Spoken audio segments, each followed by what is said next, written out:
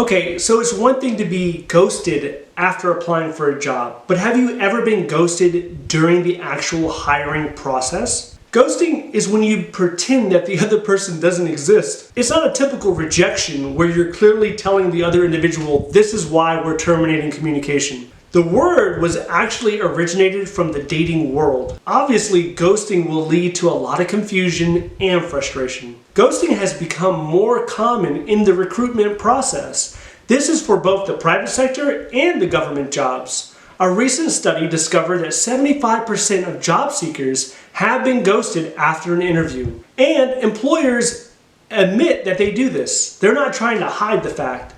One of the main reasons why they do this is to avoid a lawsuit. So if they were to give applicants feedback and they were to say the wrong thing, they could open themselves up for a lawsuit. Another reason they do this is because they don't have the time, they're too busy, or they're too lazy to get back to the applicant. But it's not just employers anymore. Now we have employees that are ghosting employers. In fact, a survey recently indicated that 28% of employees have admitted to ghosting an employer, and that number is on the rise. This is happening at every level of the recruitment process, from the phone screenings to the interviews, and even after the interview, all the way up to the first day of work. Up to 25% of new employees do not even show up on their first day. Why is this? Well, 8% of candidates did it because the employer was having everyone return back to the office, and that was a deal breaker.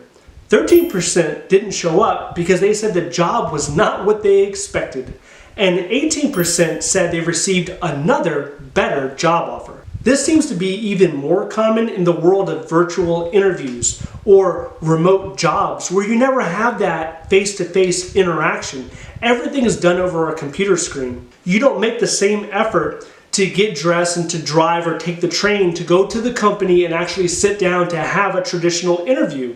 You're simply on Skype or Zoom, and oftentimes you don't have that opportunity to build rapport. And where there is no rapport, you can easily lose that aspect of common courtesy. Another reason is because of a lack of transparency.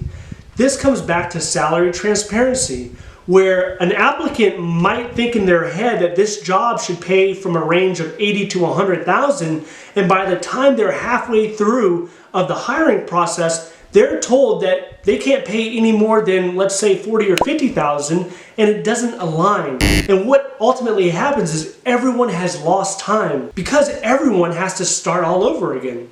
In fact, these days, the jobs that do not post salary ranges, they're only seeing about half the applicants as the jobs that do post those salary ranges. Some companies are trying to minimize this ghosting, and they're doing all that they can to retain new employees, and they're using gift bags upon hiring.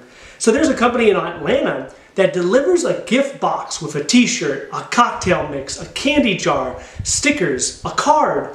They're delivering this box to the candidates when they send out their job offers. The company wants to prevent ghosting, so they go out of their way to make sure the person is not feeling alienated. Now, me personally, I never received a gift box from anywhere. No one has sent me a gift box in order to recruit me to their team. Have you? Another fast food chain was actually debating whether or not to send $5 gift cards to applicants. And this is in order to have a positive association with the brand name of the company. Even if their application was rejected, they still wanted to send out these gift cards. Simply put, ghosting comes down to a lack of commitment. No matter how normalized ghosting becomes in our culture, it still leaves a bad impression and can pretty much end a professional relationship. And the further along you get through the hiring process or the recruitment process, the less acceptable it is to ghost.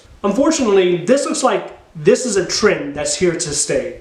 And one way to look at this, if you're an applicant and you're applying to a company, and say you went through the first or second round of interviews and you completely stop hearing from them, that could actually be a signal from that company saying they do not value communication or they don't believe in showing employees respect. So you can look at it as you probably didn't want to work there anyway, and this is just a way for them to let you know what they value ahead of time. Most of us would not want to work for an organization that has a respect or a communication problem. In my experience, after the military, I applied to a couple of hundred jobs, and I received some job offers based off the interviews. Now, probably about 10, 11, or maybe even a dozen job offers, I actually wrote back to all the human resource specialists and I told them, unfortunately I'm not able to take this position. I found a better position. Thank you for communicating and reaching out to me, but I am not able to take it. I feel that this is common courtesy. This is something that you should try to do, even if you don't want to waste that much time. It is just part of being a professional. What about you? Have you been ghosted? Have you ghosted somebody? Let me know down below. Well, that wraps up my video on have you been ghosted trying to get a job. If you like this video, please click like and subscribe. If you have any questions or comments, please leave that down below. Thank you for watching, and I'll see you in the next one.